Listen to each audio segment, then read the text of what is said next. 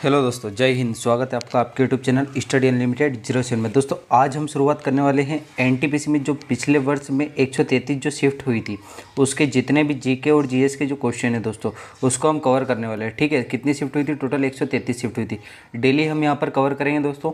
आज जो हम कवर करने वाले पेपर वह है 1 फरवरी 2021 का। कौन सा है?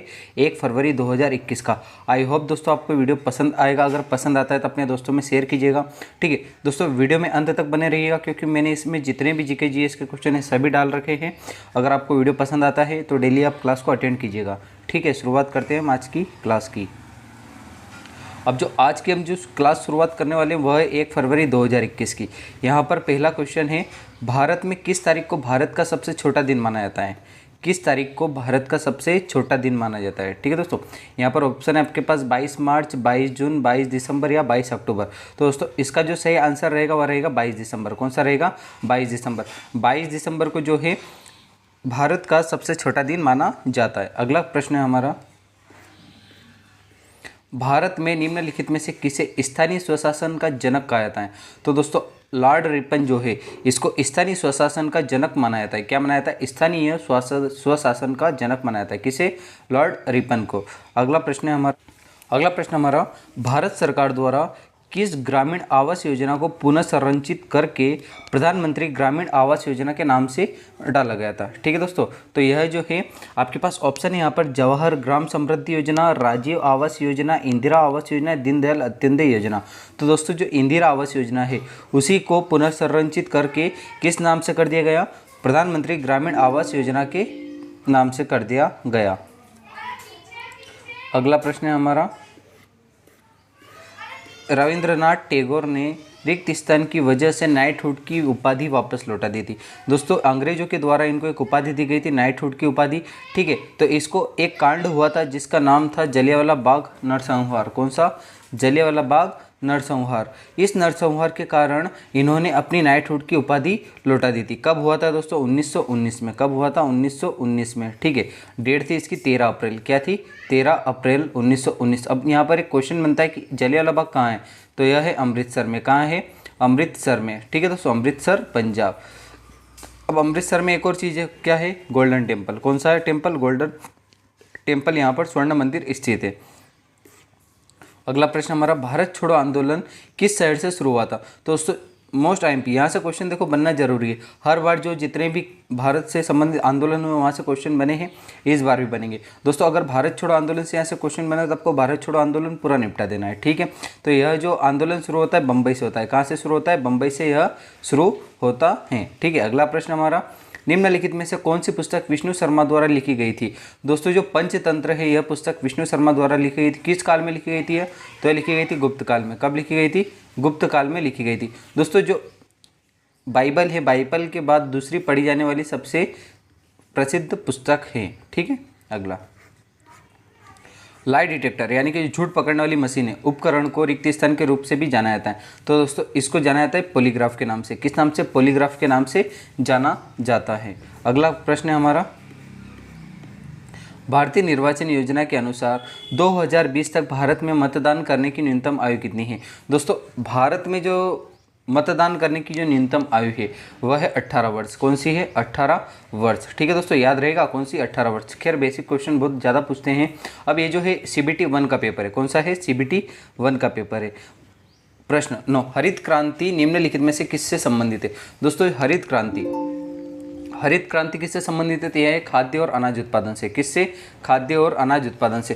दोस्तों भारत में जो इसका कार्यकाल रहा वह रहा था 66-67। कौन सा? 66-67 में, यानी कि जो 70 का जो दशक है। कौन सा? 70 का दशक, इसमें हरित क्रांति भारत में हुई थी। अब भारत में हरित क्रांति जनक कौन है? तो वह MS स्वामीनाथन। कौन है? MS स्वामीनाथन। याद रखिएगा दोस्तों, MS स्वामीनाथन जो है हरित क्रांति के जनक है।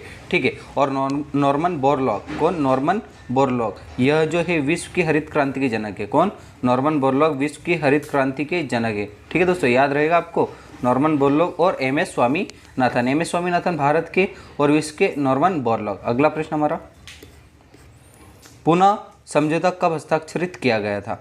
दोस्तों पूना समझौता जो है दो व्यक्तियों के बीच, कौन? डॉक्टर भीमराव अंबेडकर तथा महात्मा गांधी, जो पूना की येरवड़ा जेल है वहाँ पर कब 1932 में। कब? 1932 में समझौता हस्ताक्षरित किया गया था।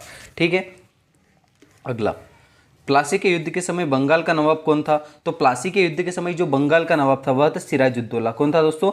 सिराजुद्दौला बंगाल का नवाब था। अगला देखिए, ईवीएम का पूरा नाम क्या है? दोस्तों ईवीएम का पूरा नाम देखो उस समय पूछा गया था, तो इस समय भी पूछेगा। कारण क्या है? क्योंकि अभी वर्तमान में जो है चुनाव हुए लोकसभा के, तो इस कारण ईवीएम का, वीवीपैट का, इनका जो है फुल फॉर्म पूछ सकता है। ठीक है। तो ईवीएम का फुल फॉर्म क्या है? Electronic voting machine. क्या है? Electronic voting machine. ठीक है दोस्तों। अगला देखिए यहाँ पर, माइक्रोसॉफ्ट एक्सेल में वर्कबुक रिक्त स्थान का संग्रह होता है।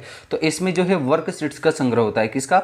वर्कशीट्स का संग्रह होता है। ठीक है दोस्तों। अगला प्रश्न है हमारा, प्रथम भारतीय अंतरिक्ष यात्री कौन थे? दोस्तों प्रथम भारतीय अंतरिक्ष यात्री कौन थे? तो वह थे राकेश शर्मा। कौन थे दोस्तों? राकेश शर्मा। ठीक है। राकेश शर्मा प्रथम भारतीय अंतरिक्ष यात्री थे।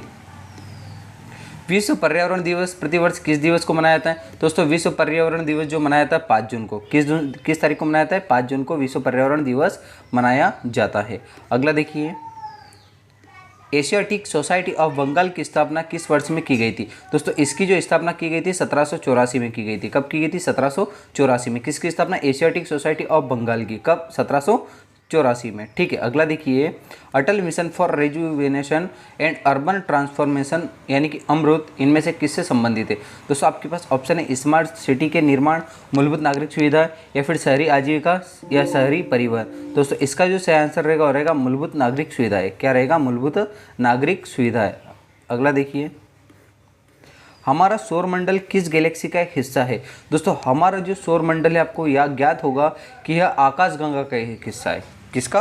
आकाशगंगा का एक हिस्सा है। ठीक है। अगला देखिए, रायसीना हिल कहाँ स्थित है? दोस्तों जो रायसीना हिल है वह है, ये देखो, यह राष्ट्रपति भवन वाले स्थान पर स्थित है। कहाँ पर स्थित है? राष्ट्रपति भवन वाले।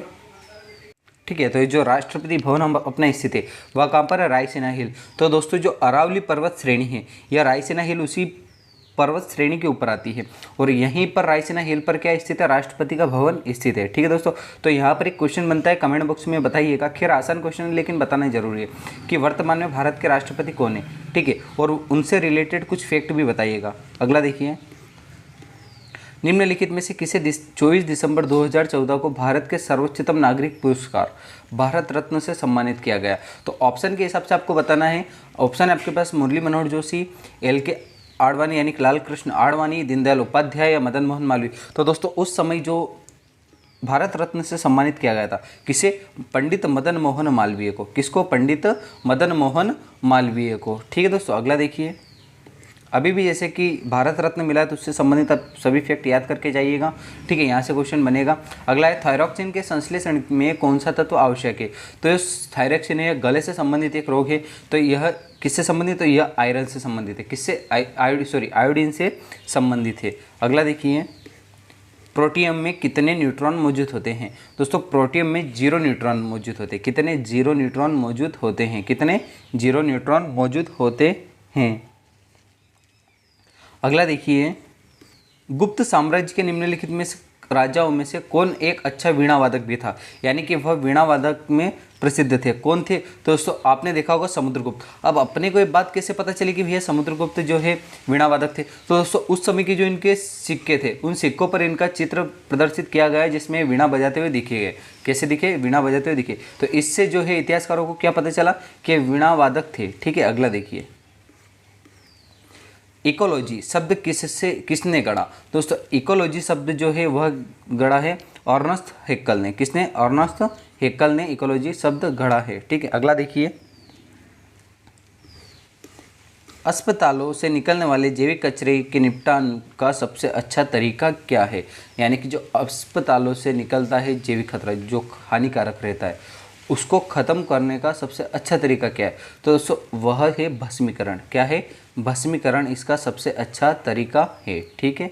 अगला देखिए, काजीरंगा राष्ट्रीय उद्यान से होकर गुजरने वाले किस राष्ट्रीय राजमार्ग की सीमा उद्यान के वन्य जीवों के लिए मुख्य खतरा बनी हुई है? ठीक है। तो देखो यह एक करंट अफेयर से रिलेटेड क्वेश्चन है, मैंने इसलिए डाला क्योंकि यह काजीरंगा राष्ट्रीय उद्यान यहाँ पर आया है। तो आप कमेंट में मुझे बताइएगा दोस्तों कि काजीरंगा राष्ट्रीय उद्यान कहाँ स्थित है और यह किस कारण प्रसिद्ध है, यह किस कारण प्रसिद्ध है, ठीक है, बताइएगा ज़रूर। अगला देखिए, तो सॉरी इसका जो आंसर है वह रहेगा आपका NH37 यानी कि नेशनल हाईवे 37, ठीक है। अगला देखिए, सचिन तेंदुलकर ने अंतर्राष्ट्रीय क्रिकेट में अपना 100वां शतक किस टीम के खिलाफ लगाया। दोस्तों सचिन तेंदुलकर ने अपना जो 100वां शतक लगाया था वह लगाया था बांग्लादेश के खिलाफ। किसके खिलाफ लगाया था? बांग्लादेश के खिलाफ लगाया था, ठीक है। अगला देखिए, किसने अजमेर में 2.5 दिन का झोपड़ा निर्मित करवाया था। तो दोस्तों जो कुतुबुद्दीन ऐबक था उसने अजमेर में 2.5 दिन का झोपड़ा निर्मित करवाया था। अगला, वायु में मौजूद निम्नलिखित में से कौन सा तत्व चांदी की वस्तुओं को काला कर देता है। यानी कि जो चांदी की वस्तु हवा यानी वायु के संपर्क में आती है तो वह चांदी काली हो जाती है। उसका कारण क्या रहता है? तो वह रहता है गंधक। गंधक के कारण जो है चांदी काली हो जाती है। किसके कारण? जब वह हवा के संपर्क में आती है, ठीक है। अगला देखिए, यूनेस्को का मुख्यालय कहाँ है। दोस्तों यूनेस्को का जो मुख्यालय है वह है पेरिस में। कहाँ है? पेरिस में, ठीक है। दोस्तों अभी जो इस वीडियो में मैं आपको डाल रहा हूँ केवल क्वेश्चन डाले हैं, उसमें मेरा मजबूरी है दोस्तों इसमें केवल क्वेश्चन डालने की। अगला जो वीडियो आएगा उसमें क्वेश्चन के साथ साथ उनसे रिलेटेड जितने भी फैक्ट बनेंगे 8 से 10 फैक्ट मैं डेली उस एक क्वेश्चन के अंदर कवर करवाऊंगा, ठीक है ना दोस्तों। तो इससे अपना वीडियो भी बड़ा बनेगा और उससे रिलेटेड सभी अपने कॉन्सेप्ट क्लियर हो जाएंगे, ठीक है दोस्तों। अभी चलिए आगे। नासा के अनुसार पृथ्वी की भू सतह का कितना भाग वनाच्छादित है, यानी कि कितने प्रतिशत भाग यानी कितने भाग पर वन मौजूद है। दोस्तों नासा के हिसाब से 30% भाग पर क्या है? वन मौजूद है। कितने? 30% भाग पर वन मौजूद है। अगला देखिए, इनमें से किसे grand old man of India कहा जाता है। दोस्तों दादा भाई नौरोजी को grand old man of India यानी कि भारत के सबसे वयोवृद्ध पुरुष के नाम से जाना जाता है। किसको? दादा भाई नौरोजी को। अगला देखिए, टेलीफोन का आविष्कार किस वर्ष में किया गया था। दोस्तों टेलीफोन का जो आविष्कार किया गया था वह किया गया था 1876 में। कब किया गया था? 1876 में इसका आविष्कार किया गया था, ठीक है दोस्तों। कब? 1876 में इसका आविष्कार किया गया था। अगला देखिए, भारत सरकार ने किस वर्ष में प्रारंभिक शिक्षा के लिए राष्ट्रीय पोषणिक सहायता कार्यक्रम की शुरुआत की। दोस्तों यह की गई थी 1995 में। कब? 1995 में राष्ट्रीय पोषणिक सहायता कार्यक्रम यानी कि जो प्रारंभिक आप देखते हैं ना अपन जो मध्याह्न भोजन आता है वह, ठीक है। तो कब? 1995 में यह शुरू किया गया था। अगला देखिए, कंप्यूटर के एक मेनू में रिक्त स्थान की लिस्ट होती है। किसकी लिस्ट होती है? दोस्तों वह होती है कमांड्स की। किसकी? कमांड्स की लिस्ट होती है। किसकी लिस्ट होती है? कमांड्स की। एक सेकेंड, हाँ कर रहा है, कमांड्स की लिस्ट होती हैं। अगला देखिए, सीधी कार्यवाही दिवस की घोषणा किसने की। यहाँ पर दिया आएगा, ठीक है। सीधी कार्यवाही की घोषणा किसने की। दोस्तों यह घोषणा की थी मोहम्मद अली जिन्ना ने। किसने की थी? मोहम्मद अली जिन्ना ने। किसने की थी? मोहम्मद अली जिन्ना ने, ठीक है। अगला, अक्षांश का लगभग 1 डिग्री कितने किलोमीटर के बराबर होता है। दोस्तों जो अक्षांश का जो 1 डिग्री है वह होता है आपका 111 किलोमीटर के लगभग। कितना? 111 किलोमीटर के लगभग होता है, ठीक है। अगला और लास्ट है दोस्तों क्वेश्चन 38वां।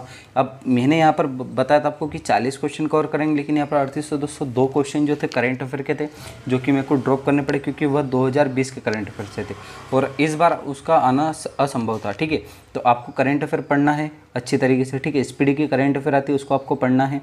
अब यहाँ पर क्वेश्चन है, अंतर्राष्ट्रीय प्रकाश दिवस किस वर्ष मनाया जाता है। तो अंतर्राष्ट्रीय प्रकाश दिवस मनाया जाता है 16 मई को। किसको? 16 मई को। और अगर आपको करंट अफेयर अच्छे से कवर करना है दोस्तों, उत्कर्ष क्लासेस पर कुमार गौरव सर पढ़ाते हैं, तो वहाँ से आप कवर कीजिएगा। करंट अफेयर के इतने भी कॉन्सेप्ट है सभी आपके क्लियर हो जाएगा, ठीक है ना। तो आप सर्च कर लीजिएगा उत्कर्ष क्लासेस जोधपुर। कौन सी? उत्कर्ष क्लासेस जोधपुर, ठीक है। उत्कर्ष क्लासेस जोधपुर आप सर्च कर लीजिएगा, या फिर आप फुल पत्ती वाली क्लास, कौन सी?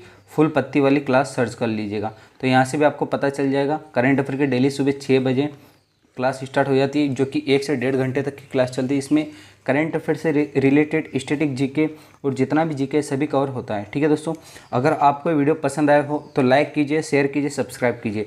ठीक है दोस्तों, मिलते हैं अगले वीडियो में। जय हिंद।